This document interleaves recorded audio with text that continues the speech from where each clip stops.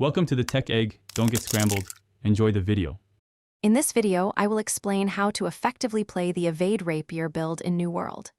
Evade is your primary defensive and offensive tool, allowing you to reposition quickly and avoid incoming damage. It also grants a significant 20% damage boost for 1 second, making it vital for maximizing your output. Understanding its timing and application is key to dominating your opponents and surviving challenging encounters. Your core abilities are Evade, Riposte, and Fletch. Evade is your quick dodge, Riposte stuns enemies, and Fletch is a forward dash. For passives, Momentum is essential, giving you a 25% damage boost after using an ability.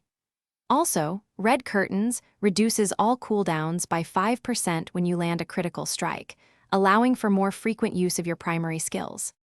Your combat flow typically begins with a series of light attacks to build momentum. Then, use Evade to dodge incoming attacks, gain your damage buff, and reposition.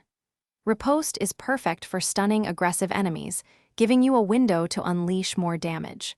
Fletch can be used defensively to disengage or offensively to close gaps and pass through targets, maintaining pressure. For attributes, prioritize Dexterity to maximize your rapier's damage output. A secondary attribute like Intelligence can also be beneficial if you pair it with a magic weapon. Always wear light armor. It provides the best mobility and a 15% damage bonus, crucial for this build.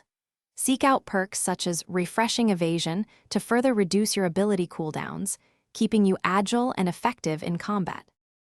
Thanks for watching. Consider subscribing if I helped unscramble your problems.